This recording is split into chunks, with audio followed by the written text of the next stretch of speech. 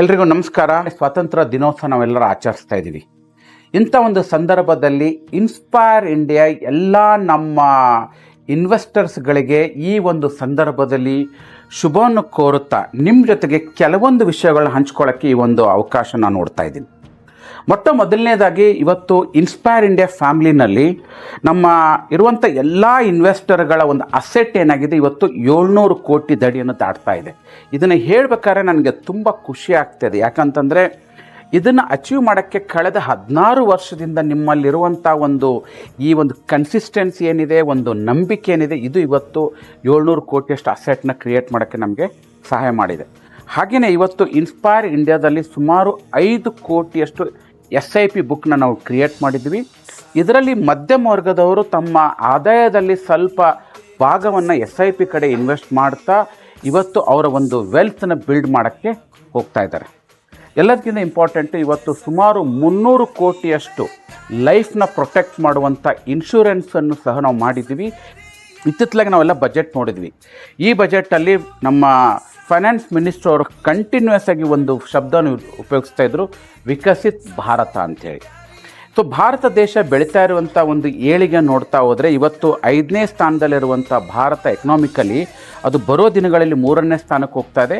ಹಾಗೆ 2047ಗೆ ನಾವು ನಮ್ಮ ಶತಮಾನೋತ್ಸವನ ಆಚರಿಸೋಕ್ಕೆ ಹೋಗ್ತಾ ಇದ್ದೀವಿ.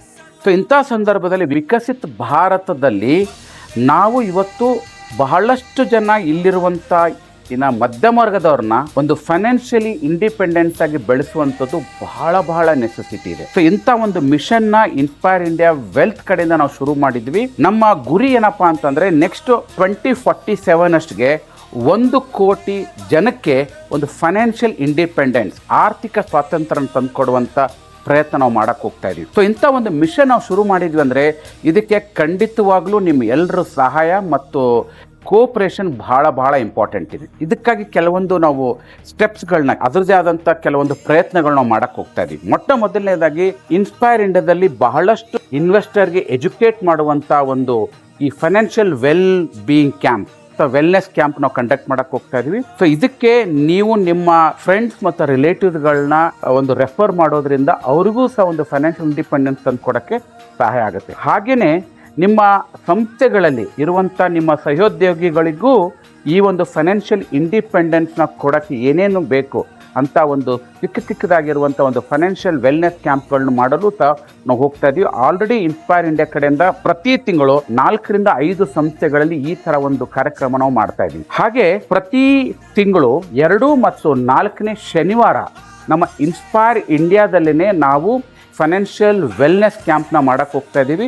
ಈ ಒಂದು ಕ್ಯಾಂಪ್ಗೆ ನೀವು ನಿಮ್ಮ ಫ್ರೆಂಡ್ಸ್ ಮತ್ತು ರಿಲೇಟಿವ್ಗಳಿಗೆ ರೆಫರ್ ಮಾಡ್ಬೋದು. ನಾವು ಅಂದ್ಕೊಂಡಿರುವಂಥ ಒಂದು ಗುರಿ ಏನಿದೆ, ಒಂದು ದೇಶಕ್ಕೆ ಒಂದು ಪೊಲಿಟಿಕಲ್ ಇಂಡಿಪೆಂಡೆನ್ಸ್ ಸಿಕ್ಕಿದೆ, ಬಟ್ ಒಂದು ಫೈನಾನ್ಷಿಯಲ್ ಇಂಡಿಪೆಂಡೆನ್ಸ್ನ ತಂದುಕೊಡುವಂಥ ಪ್ರಯತ್ನದಲ್ಲಿ ಇವತ್ತು ಈ ಒಂದು ಮಿಷನ್ ನಾವು ಶುರು ಮಾಡಿದ್ವಿ. ಹಾಗಾಗಿ ನಿಮ್ಮೆಲ್ಲರ ಒಂದು ಕೋಆಪ್ರೇಷನ್ ಸಹಾಯ ತುಂಬಾ ಇಂಪಾರ್ಟೆಂಟ್ ಇದೆ.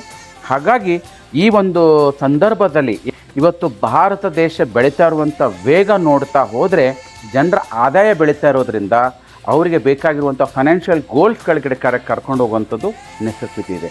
ಹಾಗಾಗಿ ನಾವೆಲ್ಲರೂ ಒಟ್ಟಿಗೆ ಸೇರಿಕೊಂಡು ಈ ಒಂದು ಮಿಷನ್ನ ಜೊತೆ ಹೋಗೋಣ. We all going to achieve financial independence by 2047.